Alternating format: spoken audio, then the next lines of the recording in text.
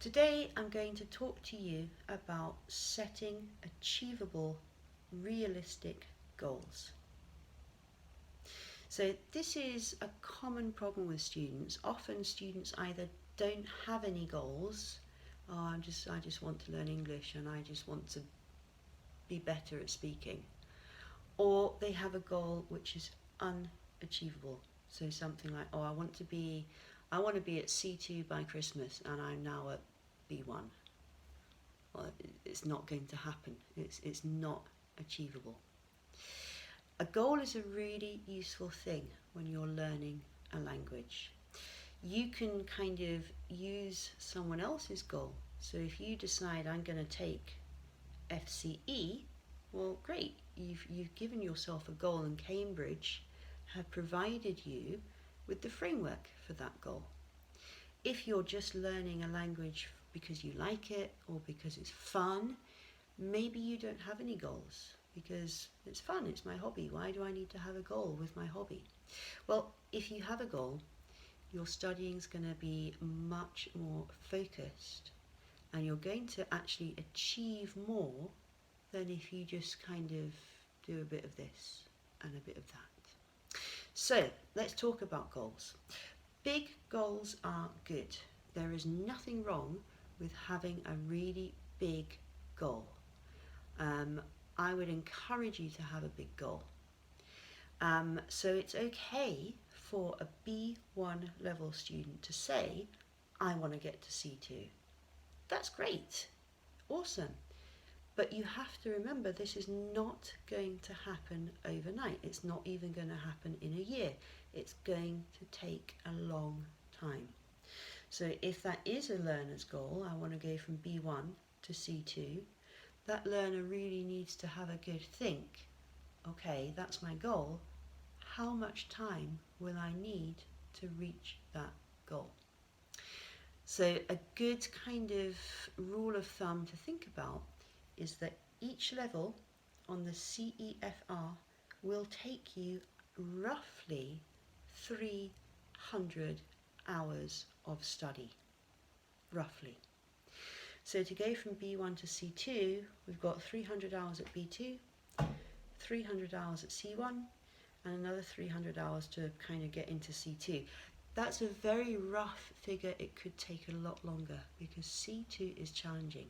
But at least that number gives the learner a kind of sense of, okay, 900 hours.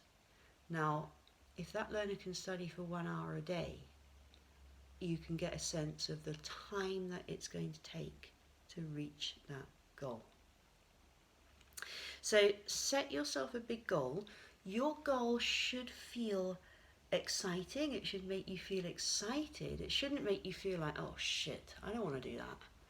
That's a terrible goal. If you feel like that, it's the wrong goal for you. So your goal wants to make you feel excited and maybe even just a little bit scared. Just a little bit, not really scared. So when I quit my job to set up my own teaching business, I was really excited, but I was quite scared at the same time. I used to lie in bed thinking, oh my God, what am I doing? And of course it's been great and I'm really happy with it.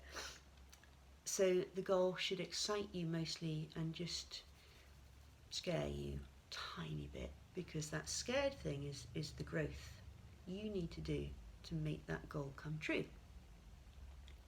So once you've got this goal, you need to break it into little pieces. It's not okay to have a goal, I'm going to get to C2 and just kind of think that you can fill in that gap as you go along. You kind of can't really do that. So you need to make little achievable steps between you and the goal. There's lots of different ways that you can do this. A good way is to work backwards from the goal. So don't start from where you are now, start from where you want to be and then start filling in the gap between the end goal and where you are. What do I need to do? If I'm at this point, what do I need to do to fill in the space between this goal and where I am now. And you might make 7 steps, you might make 10 steps, there might be even more steps. It might be so far away, this goal, that you need to have a goal in the middle.